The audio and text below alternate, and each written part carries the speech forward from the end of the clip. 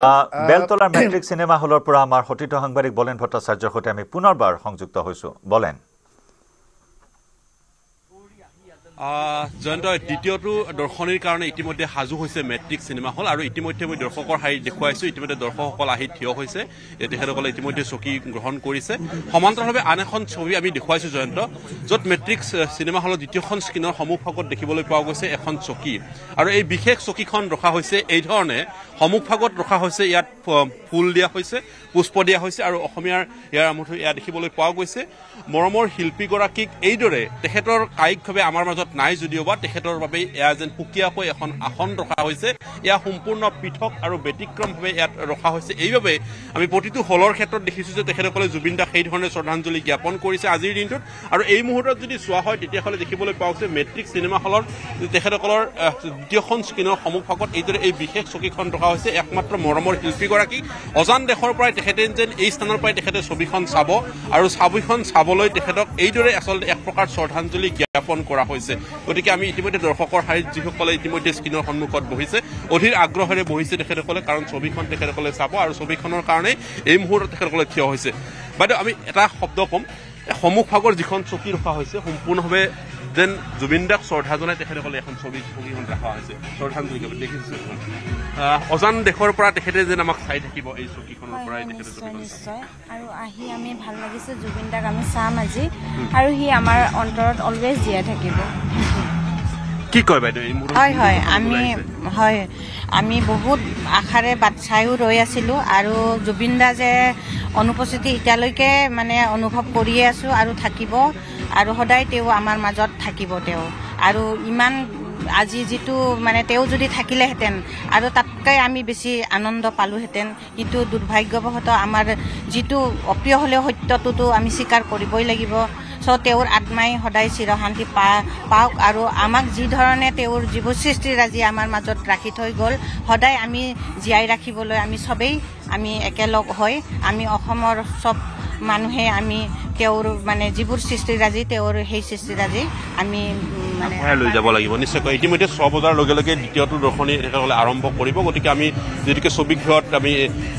ভিতৰৰ ভাগৰ পৰা আমি কিছু ছবি দেখুৱাইছোঁ আৰু ভিতৰৰ সকলে এই মুহূৰ্তত সকলো দৰ্শকসকলে অধীৰ অগ্ৰহেৰে বাট চাই আছে বাইদেউ কি কয় আচলতে এই মুহূৰ্তখিনি ছবিখন উপভোগ কৰিবলৈ আগবাঢ়িছে হয় আমি যেন জুবিন দাক আকৌ ঘূৰাই পাম এনেকুৱা এটা অনুভৱ হৈছে আমি চিনেমা হলত বহি যিটো অনুভৱ দেখিছোঁ চকীখন দেখি আমাৰ অতীতৰ জুবিন দালৈ মানে ঘূৰি আহিব যেন আমাৰ অনুভৱ হৈছে বহুত ভাল লাগিছে আমি যদি আগত গম পালোঁ হয় 4:25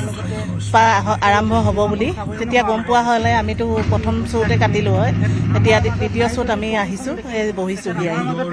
সংগীতৰ ৰজাগৰাকীয়ে সন্মুখৰ ভাগৰ পৰা সেই চকীখনৰ পৰা যেন তেখেতে ছবিখন চাব হয় আমাৰ মাজত জুবিন দাই বহি আমাৰ লগতে একেলগে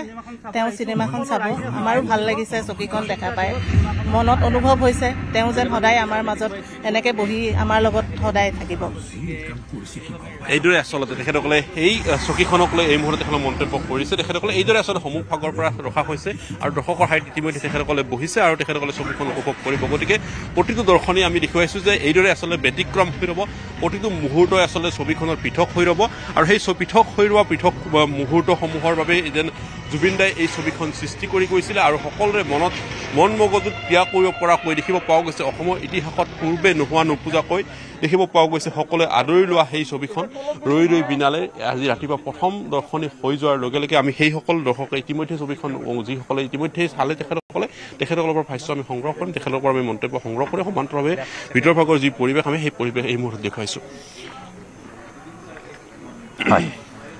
এয়া মেট্ৰিক চিনেমা হলত দ্বিতীয় দৰ্শনীৰ বাবে আসন গ্ৰহণ কৰিছে দৰ্শকসকলে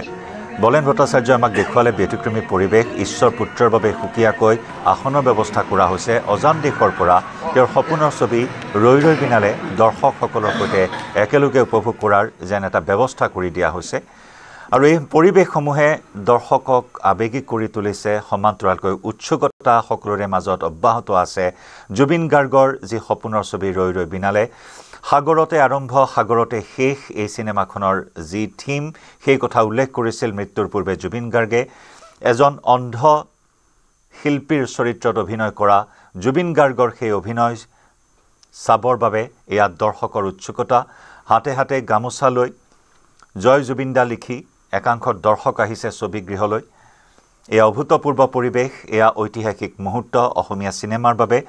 জয়মতীৰ মুক্তিৰ পৰা এনেকুৱা পৰিৱেশ অসমৰ চিনেমাত কাহানি হোৱা নাই অসমৰ চিনেমা কিয় বলিউডৰ চিনেমাই হওক হলিউডৰ চিনেমাই হওক কোনো ক্ষেত্ৰতে পোৱা 4:25 কেতিয়াও কোনো দৰ্শনী হৈ পোৱা নাই আৰু যেন সকলো অভিলেখ সৃষ্টি কৰি গৈছে মুক্তিৰ পূৰ্বৰে পৰাই ৰৈ ৰৈ বিনালে জুবিন গাৰ্গৰ এই সপোনৰ ছবিখনে